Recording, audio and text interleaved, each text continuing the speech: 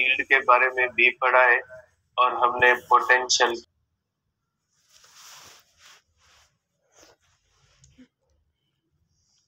Electric field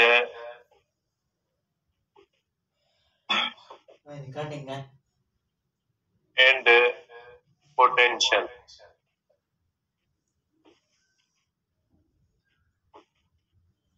देखिए, electric field और potential के दरमियान क्या ताल्लुक है, इस चीज को हम समझने की कोशिश करते हैं। देखिए बेटा, सपोज करें हमारे पास एक इस तरह से जो है वो एक चार्ज है बेटा। ये हमारे पास एक चार्ज है और ये मैंने आइसोलेटेड चार्ज रखी हुई है। देखिए, इसकी इलेक्ट्रिक फील्ड है बेटा, आइसोलेटेड पॉइंट चार्ज की इलेक्ट्रिक फील्ड का डायरेक्शन आउटवर्ड है। अब इसमें मैं बेटा दो पॉइंट्स बनाता हूं, एक पॉइंट ए है और एक पॉइंट बी है। ठीक है, दो पॉइंट्स मैंने बनाई है इलेक्ट्रिक फील्ड के अंदर। एक पॉइंट मैंने स्मॉल ए से जाहिर की है और एक पॉइंट मैंने जो है वो स्मॉल बी से जाहिर की है बेटा।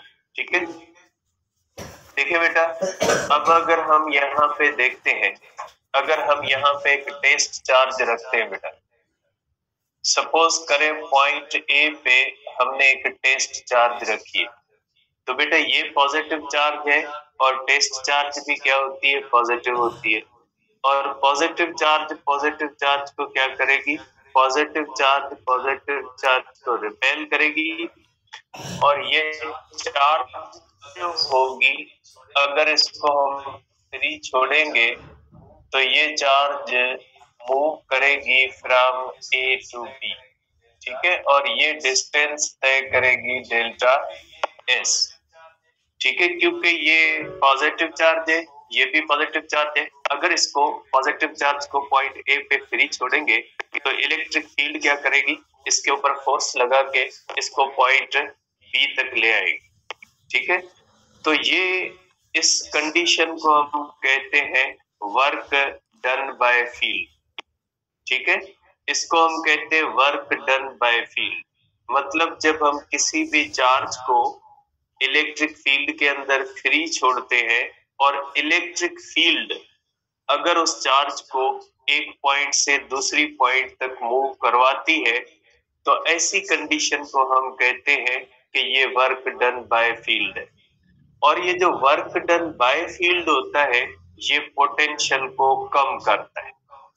ठीक है, वर्क डन बाय फील्ड जो होता है, ये वर्क को, ये जो पोटेंशियल को कम करता है। जैसे ये बेटा, अगर ये पेन यहाँ पे है, इसको मैं फ्री छोड़ूंगा तो ये पेन नीचे मूव करेगी, इसको कहते हैं हम work done by gravitational field. और work done by gravitational field potential energy को कम करती है। ठीक है, तो आप कहते हो कि वर्क डन बाय फील्ड जो होता है वो पोटेंशियल एनर्जी को या पोटेंशियल को डिक्रीज करता है।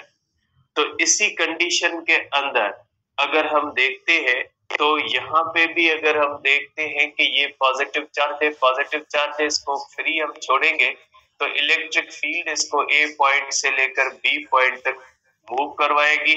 तो ऐसी कंडीशन को हम क्या कहते हैं, ऐसी कंडीशन को हम कहते हैं कि ये वर्क डन बाय फील्ड है।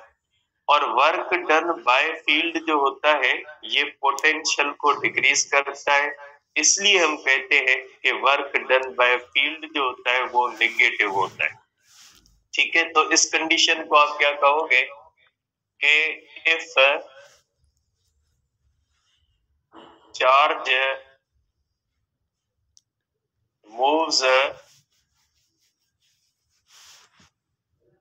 From A to B under action of force, under action of field, then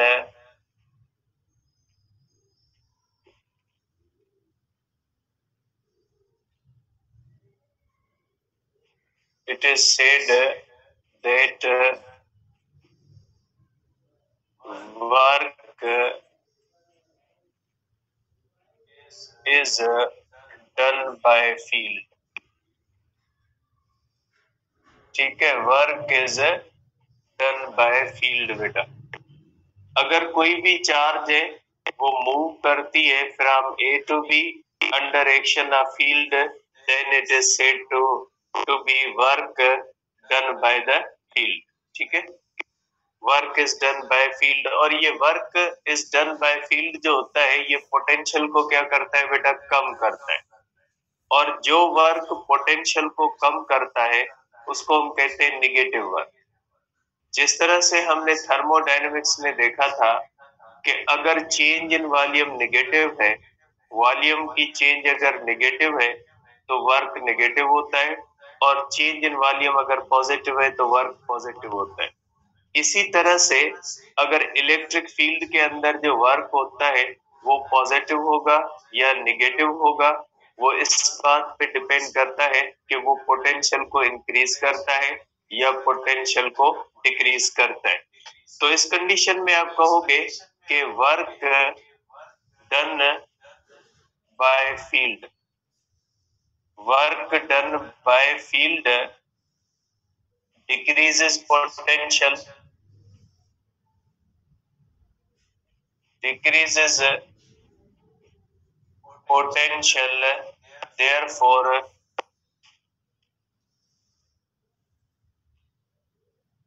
it is considered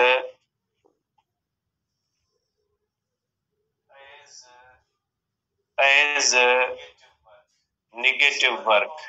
इस वर्क को हम क्या कहते हैं बेटा, निगेटिव वर्क कहते हैं। ठीक है, तो आप कह सकते हैं बेटा वर्क डन बाय फील्ड जो होता है, वो वर्क डन बाय फील्ड जो होता है ये पोटेंशियल को कम करता है, और पोटेंशियल को कम करता है इसलिए हम वर्क को कहते हैं कि ये निगेटिव वर्क है। कैसे बेटा, मैथमेटिकली आप कर सकते हैं, पोटेंशियल डिफरेंस जो होता है बेटा is equal to work per unit charge होता है। यहां से आप कर सकते हैं बेटा work is equal to Q delta V. तो बेटा अगर हम देखते हैं तो work is equal to Q delta V होता है। इस कंडीशन के अंदर अगर देखोगे तो वर्क डन पॉजिटिव या नेगेटिव होगा। अगर डेल्टा वी नेगेटिव है तो वर्क जो होगा वो क्या हो जाएगा, नेगेटिव। और आपको पता है कि जब हम किसी ये बी ए होगा और यहाँ पे बी होगा, ठीक है, और वी ए जो होता है ये ग्रेटर देन होता है बी के, इसलिए जब ए से बी की तरफ मूव करेगी पोटेंशियल कम होगा, और पोटेंशियल अगर कम होगा तो ये हो जाएगा V B minus V A, और इसका जवाब जो होगा ये हो जाएगा नेगेटिव। इसलिए हम कहते हैं वर्क जो होता है वो क्या होता है, निगेटिव होता है। ठीक है, तो ये रिलेशन है between electric field and potential पे। यहाँ पे एक बहुत ही इंपॉर्टेंट बात आती है कि इलेक्ट्रिक फील्ड का डायरेक्शन हमेशा डिक्रीजिंग पोटेंशियल की तरफ होता है। देखें यहाँ पे अगर आप देखते हैं कि इलेक्ट्रिक फील्ड का direction from point A to B है। पॉइंट ए हायर पोटेंशियल पे है, पॉइंट बी जो होती है वो लोअर पोटेंशियल पे। इसका मकसद है कि फील्ड का डायरेक्शन जो होता है वो हमेशा डिक्रीजिंग पोटेंशियल की तरफ होता है। ये आगे मैं पॉइंट लिखता हूँ, इसको ध्यान में रखिएगा बेटा। अब एक और सिचुएशन में लिखता हूँ बेटा।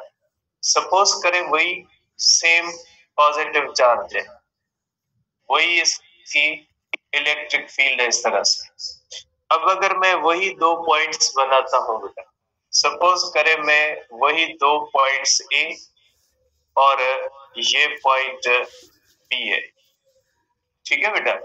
अब अगर मैं किसी भी चार्ज को बेटा यहां से मूव करवाता हूं बी से ए की तरफ। पहले बेटा चार्ज मूव कर रही थी ए से बी की तरफ, और अब मैं यहाँ पे चार्ज को मूव करवाता हूँ। ठीक है, अब बेटा मैं चार्ज को मूव करवाता हूँ बी से ए की तरफ। देखिए जैसे ये है कि अब मैं इसको इस तरह से अपवर्ड मूव करवाता हूँ, तो आपको पता है बेटा यहाँ पे पोटेंशियल कम है और यहाँ पे पोटेंशियल क्या होगा, बढ़ जाएगा।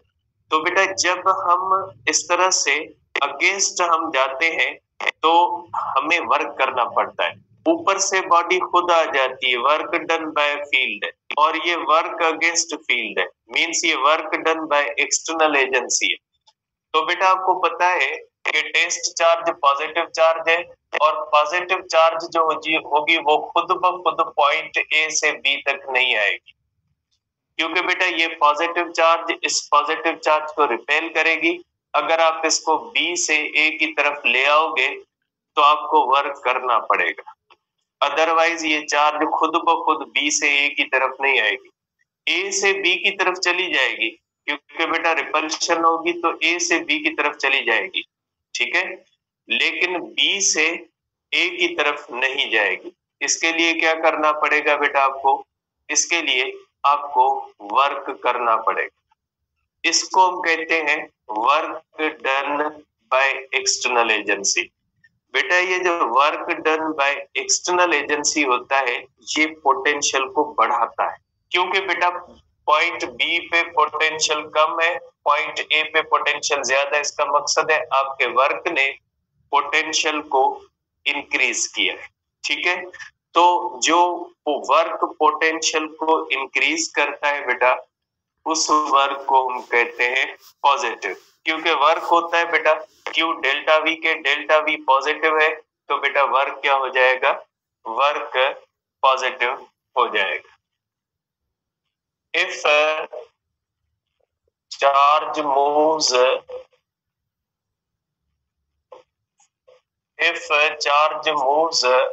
from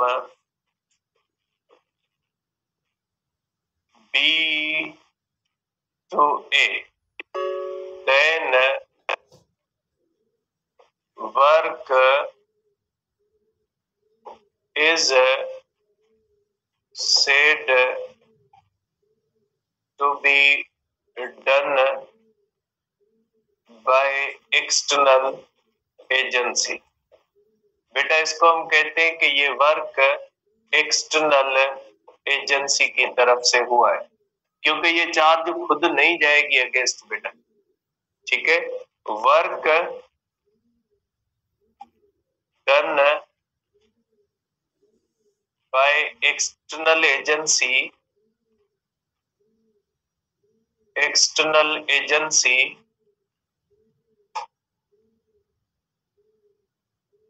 increases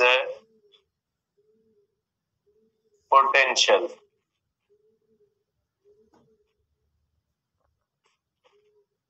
Hence, it is considered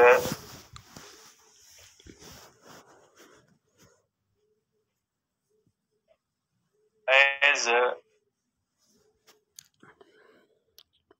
positive work। ठीक है बेटा, इसको पॉजिटिव वर्क कहा जाता है, क्योंकि आपको पता है बेटा वर्क होता है क्यू डेल्टा वी के, और डेल्टा वी अगर पॉजिटिव है तो वर्क जो होगा बेटा वर्क पॉजिटिव कंसीडर किया जाए। तो वर्क पॉजिटिव जो होता है वो पोटेंशियल को डिक्रीज करता है। Work done positive external agent करता है, और वर्क डन नेगेटिव जो होता है वो फील्ड करती है। अगर किसी भी चार्ज के ऊपर फील्ड वर्क करती है तो पोटेंशियल कम होता है। आप ग्रेविटी में देख ले कि work done by field potential energy को कम करता है, work done against field potential energy को इंक्रीज करता है। इसी सेम सेंस में work done by field potential को कम करता है, work done against field potential को क्या करता है, इंक्रीज करता है। अब हम देखते हैं कि रिलेशन क्या है between electric field and potential. ठीक है बेटा, अगर हम करें relation between E and delta we, दोनों के दरमियान क्या जो है वो रिलेशन है। बेटा देखें ये इस तरह से आता है, तो हम करते हैं delta V is equal to E dot delta R. ये फार्मूला हमने पढ़ा था बेटा, potential difference between two points होता है delta V is equal to E delta R. इसको आप इस तरह भी लिख सकते हैं बेटा, ई डॉट डेल्टा एस, क्योंकि हमने यहाँ पे डेल्टा आर किसके बराबर रखा हुआ है बेटा, ये हमने रखा हुआ है डेल्टा एस के, इस तरह से हमने रखा हुआ। अब देखिए बेटा, इसका मकसद है कि delta V is equal to E delta S cos 180। ठीक है बेटा, अब देखिए क्योंकि इलेक्ट्रिक फील्ड का डायरेक्शन ये बेटा, ये डायरेक्शन इलेक्ट्रिक फील्ड का है और ये डायरेक्शन डिस्प्लेसमेंट का है, तो इन दोनों के दरमियान थीटा कितनी है बेटा, 180 डिग्री है। किसके दरमियान, बिटवीन, मैं यहाँ पे लिख लेता हूँ आपके याद करने के लिए, ई और डेल्टा एस के दरमियान ये एंगल है 180। तो आप इसको कर सकते हैं is equal to E delta S minus 1 is equal to minus E delta S. तो आप इसको कर सकते हैं डेल्टा वी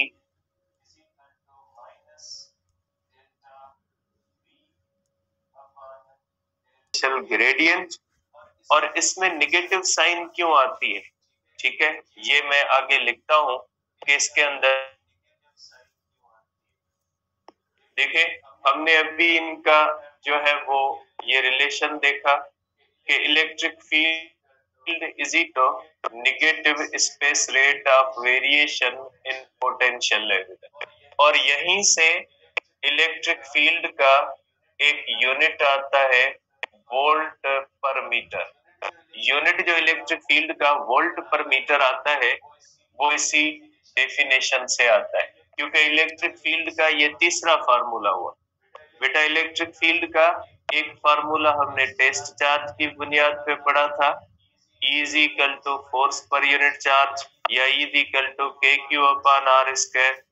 दूसरा इलेक्ट्रिक फील्ड का फार्मूला हमने फ्लक्स डेंसिटी की सूरत में पढ़ा था, और तीसरा इलेक्ट्रिक फील्ड का फार्मूला मींस इलेक्ट्रिक फील्ड तीन तरह से मेयर की जा सकती है, टेस्ट चार्ज की हेल्प से की जा सकती है, फ्लक्स की हेल्प से की जा सकती है, और किसी भी जगह पे ये जो पोटेंशियल स्पेस रेट पोटेंशियल का होता है उसी इलेक्ट्रिक फील्ड की मेयरमेंट हो सकती है। तो ये तीसरा फार्मूला है इलेक्ट्रिक फील्ड को मेयर करने का फ्रॉम पोटेंशियल बेटा। तो नेगेटिव साइन क्या इंडिकेट करती है, negative sign indicates, negative sign ये इंडिकेट करती है that direction of electric field, direction of electric field is along decreasing potential.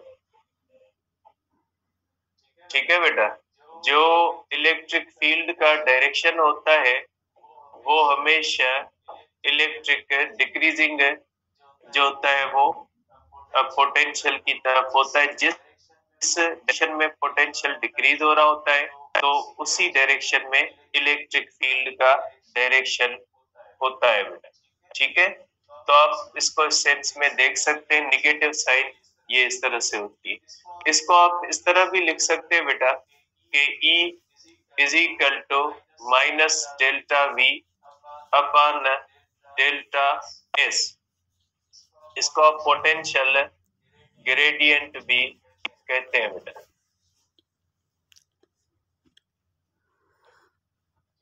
ठीक है, इसको आप पोटेंशियल ग्रेडियंट भी कहते हैं बेटा। ठीक है, तो ये होता है formula is equal to minus delta V upon delta S. आप इसको पोटेंशियल ग्रेडियंट सेंस में भी कहते हैं। और पोटेंशियल ग्रेडियंट का फार्मूला बताता है कि वर्क जो होता है वो हमेशा जो इलेक्ट्रिक फील्ड है उसका डायरेक्शन जो होता है वो हमेशा डिक्रीजिंग पोटेंशियल की तरफ होता है। तो पोटेंशियल ग्रेडियंट का फार्मूला हमें मुख्तलिफ चीजें बताता है।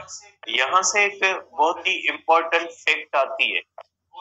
वो इम्पोर्टेंट फैक्ट ये होती है कि अगर आप चार्ज को अपनी मर्जी से छोड़ोगे इलेक्ट्रिक फील्ड में तो वो हमेशा मूव करेगी from high potential to the low potential point.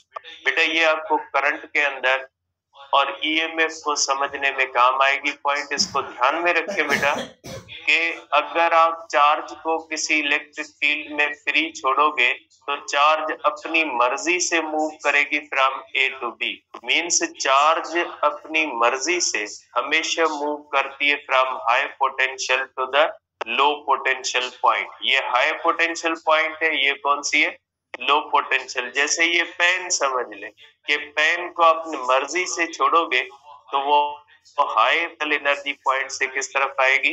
Low potential point की तरफ आएगी। जैसे बैटरी होती है, उसको जब आप कनेक्ट करते हो किसी बल्ब वगैरह से तो बैटरी में करंट फ्लो करता है from positive terminal to the negative terminal, और पॉजिटिव टर्मिनल को हाई पोटेंशियल माना जाता है। तो देखें यहाँ पे भी चार्जेस जो होती है वो मूव करती है अपनी मर्जी से from high potential to the low potential. जैसे वाटर होता है, पानी होता है बेटा, पानी भी हमेशा फ्लो करता है हाई वाटर लेवल से लो वाटर लेवल की तरफ, हमेशा उसका नेचुरल फ्लो होता है।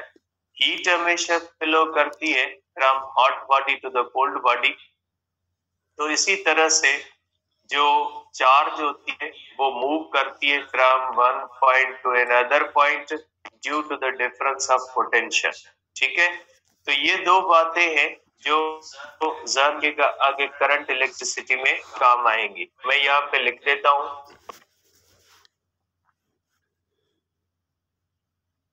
पहली बात ये होती है कि charge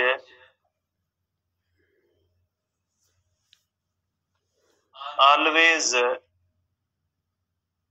moves between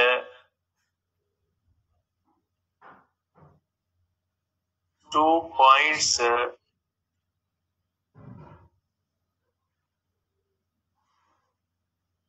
due to difference of potential। बेटा चार्ज हमेशा डिफरेंस ऑफ पोटेंशियल की वजह से मूव करती है। नंबर 2 बेटा के charge always moves from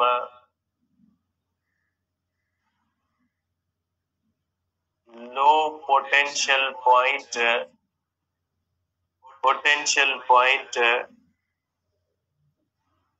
to high potential point।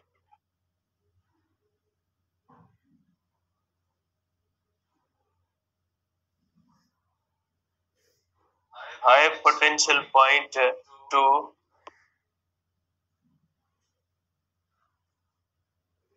low potential point if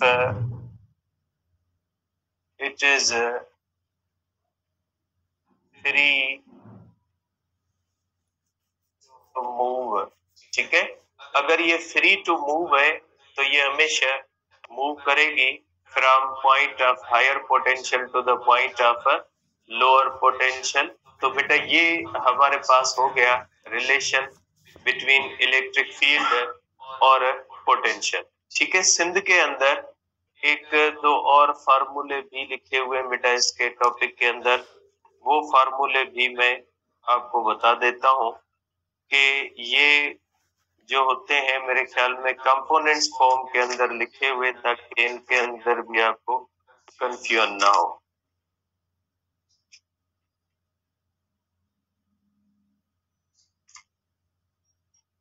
अब बेटा ये तो हुआ कि जो है वो स्टेट मूव करती है कि अगर चार्ज सम एंगल पे मूव करे, ठीक है। अब ये इस तरह से बेटा हमने जो केस है, एक स्पेशल केस बना लेते हैं इसको, ठीक है। इसको स्पेशल केस बना लेते हैं कि यहाँ पे देखें बेटा, यहाँ पे मैंने चार्ज को बिल्कुल 0 डिग्री पे मूव करवाया है इलेक्ट्रिक फील्ड के दरमियान और इसके दरमियान, किसके दरमियान, ई और डेल्टा एस के दरमियान एंगल कौन सी है, 0। और यहाँ पे ई और डेल्टा एस के दरमियान एंगल कौन सी है, 180। तो ये फार्मूले आए बेटा, तो ये फार्मूला है। अगर चार्ज मूव करती है 0 पे या चार्ज मूव करती है 180 पे, तो इलेक्ट्रिक फील्ड का फार्मूला ये आता है बेटा। अब जरूरी नहीं है कि चार्ज इसी तरह से मूव करे बेटा। सपोज करे बेटा ये चार्ज है और ये इलेक्ट्रिक फील्ड है बेटा, ठीक है। ये हमारे पास इलेक्ट्रिक फील्ड है और इसी तरह से बेटा हम दो पॉइंट्स बनाते हैं, एक पॉइंट हम ए बनाते हैं और एक पॉइंट हम बी बनाते हैं। सपोज करें बेटा कि अब जो ये चार्ज मूव करती है बेटा, ठीक है, ये चार्ज जो है ये चार्ज सम एंगल पे मूव करती है बेटा, ठीक है। ये जो एस है ये बेटा अपोजिट नहीं है, सम एंगल पे मूव करता है। जब ये सम एंगल पे मूव करेगा तो इलेक्ट्रिक फील्ड के कंपोनेंट्स बनेंगे जो आपके सिंध के बुक के अंदर दिए गए बेटा, पेज नंबर 63 पे बेटा, ठीक है। तो पेज नंबर 63 पे ये फार्मूला दिए गए हैं कि अगर सम एंगल पे मूव करेगी तो इलेक्ट्रिक फील्ड के बेटा कंपोनेंट के E cos theta is equal to beta minus delta V upon delta S होगा। ये फार्मूले दिए गए बेटा, ये हमारे पास दिए गए हैं पेज नंबर 63 पे। तो इसी तरह से इन फार्मूलाज को आप इस तरह से लिख सकते हैं, minus delta V upon delta x, या आप ई एक्स को भी इस तरह से लिख सकते हैं, minus delta V upon delta x, या आप इलेक्ट्रिक फील्ड का y कंपोनेंट निकाल सकते हैं, minus delta V upon delta y, या आप इसका z कंपोनेंट निकाल सकते हैं, minus delta V upon delta z। ये फार्मूले बेटा तब लगेंगे जब डिस्प्लेसमेंट और इलेक्ट्रिक फील्ड के अंदर सम एंगल होगी, तो उस कंडीशन के आप कंपोनेंट फॉर्म के अंदर भी इसको लिख सकते हैं, ठीक है बेटा। तो ये हो गया बेटा हमारे पास एक छोटा सा जो है वो टॉपिक था, जो है वो इलेक्ट्रिक फील्ड और पोटेंशियल के दरमियान रिलेशन। अब एक और छोटा सा टॉपिक है 5 मिनट का, वो कर लेते हैं, वो इसी से रिलेटेड है बेटा, ठीक है। तो इसी से रिलेटेड है इसलिए उसके छोटे से टॉपिक को कर लेते हैं बेटा। अब इसके बाद है हमारे पास बेटा इलेक्ट्रॉन वोल्ट, जिसको हम कहते हैं E इंटू V बेटा, इसको हम इलेक्ट्रॉन वोल्ट कहते हैं बेटा। ये इलेक्ट्रॉन वोल्ट जो होता है ये यूनिट है बेटा फिजिक्स बेटा, न्यूक्लियर फिजिक्स के अंदर एनर्जी या वर्क का यूनिट होता है बेटा। अब इस यूनिट का कंसेप्ट कहां से आया बेटा? आपने वर्क का एक यूनिट पढ़ा है किलोवाट आवर, उसका कंसेप्ट कहां से आया? पावर के फार्मूले से। पावर होता है वर्क अपॉन टाइम, ठीक है। पावर किसके बराबर होता है बेटा? वर्क अपॉन टाइम के बराबर होता है। वहां से वर्क होता है पावर इनटू टाइम के बराबर, वहां से कॉन्सेप्ट आता है जो है वो किलोवाट आवर का। इसी तरह से बेटा अगर हम देखते हैं तो हमें पता है बेटा कि पोटेंशियल जो होता है ये होता है वर्क पर यूनिट चार्ज। इसका मकसद है वर्क का एक और यूनिट भी हो सकता है क्यू डेल्टा वी। वर्क होता है बेटा क्यू डेल्टा वी के। तो यहां से आपको पता है ई चार्ज का आता है और वी पोटेंशियल का। तो ये इलेक्ट्रॉन वोल्ट का जो यूनिट है इसका कॉन्सेप्ट बेटा यहां से आता है, क्योंकि पोटेंशियल होता है वर्क अपॉन चार्ज।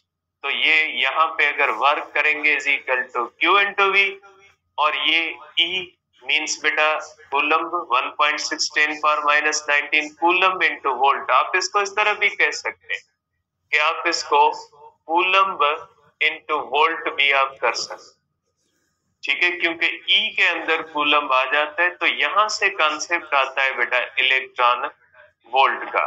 इसका कॉन्सेप्ट ये होता है कि work can also be expressed with the multiplication of unit of potential and unit of charge. तो यूनिट ऑफ चार्ज और यूनिट ऑफ पोटेंशियल की प्रोडक्ट से आप वर्क को एक्सप्रेस कर सकते हैं। अब 1 इलेक्ट्रॉन वोल्ट किसके बराबर होता है बेटा? 1 electron volt is the energy gained by electron falling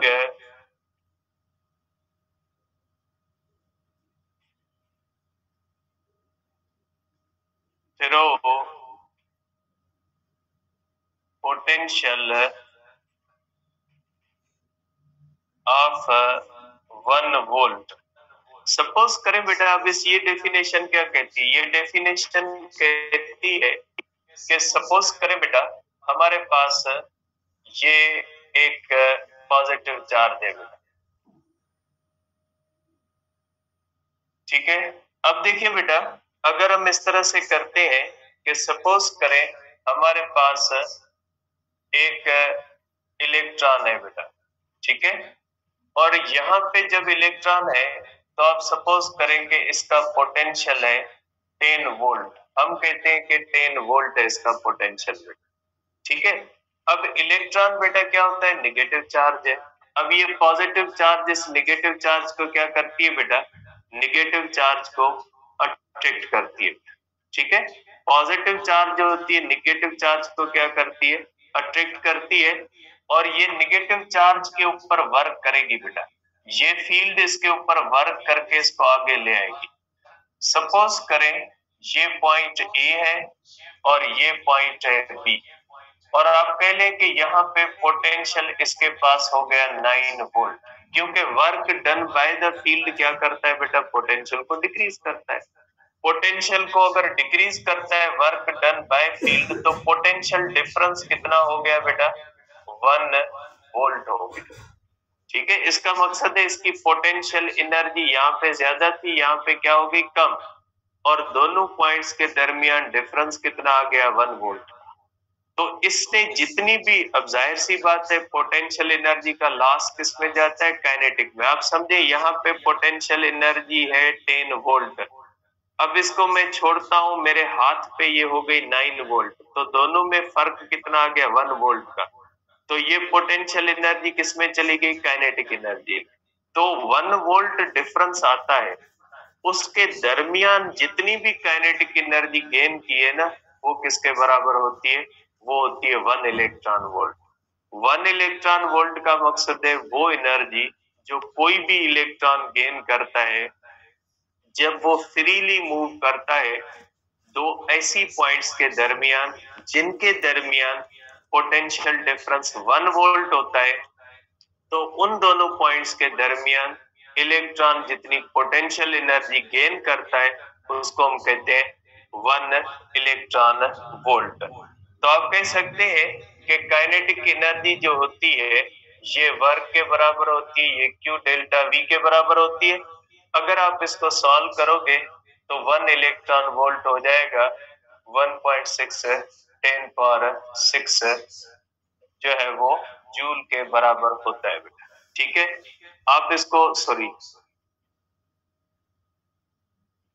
बेटा ये होता है 1.6 10⁻19 जो है वो जूल के बराबर होता है। इसको आप इस तरह से कह सकते हैं कि 1 electron volt is equal to 1.6 10⁻19 joule के इक्वल होता है। ठीक है, ये दो ऐसी पॉइंट्स के दरमियान कितनी काइनेटिक एनर्जी गेन कर लेगा, ये कर लेगा 1.6 10⁻19 जूल कर लेगा। ठीक है, क्योंकि ये इलेक्ट्रॉन है। अगर इलेक्ट्रॉन की हम देखते हैं तो ये होता है 1.6 10⁻19 कूलम, और पोटेंशियल डिफरेंस जो होता है ये 1 वोल्ट होता है। तो काइनेटिक एनर्जी कितनी गेन कर लेगा 1.6 10⁻19, और हम चार्ज के मामले में इसको E कहते हैं बेटा। ठीक है, तो इस सेंस में हम इसको कहते हैं E into V। Kinetic energy इतनी गेन होती है, ये काइनेटिक एनर्जी को हम कहते हैं कि ये किसके बराबर है 1 इलेक्ट्रॉन वोल्ट के बराबर है। तो सिंपली ये न्यूक्लियर फिजिक्स के अंदर इस्तेमाल होने वाला यूनिट है, और ये यूनिट कहता है कि दो ऐसी पॉइंट्स के दरमियान इलेक्ट्रॉन मूव करता है जिन दोनों पॉइंट्स के दरमियान पोटेंशियल डिफरेंस 1 हो, तो उन दोनों पॉइंट्स के दरमियान वो इतनी एनर्जी गेन कर लेता है। अगर कोई इलेक्ट्रॉन इतनी एनर्जी गेन करता है दो पॉइंट्स के दरमियान और उनके दरमियान पोटेंशियल डिफरेंस 1 वोल्ट होता है, तो हम कहते हैं कि ये 1 इलेक्ट्रॉन वोल्ट के बराबर है। ठीक है, आगे कल इंशाल्लाह डिस्कस करेंगे।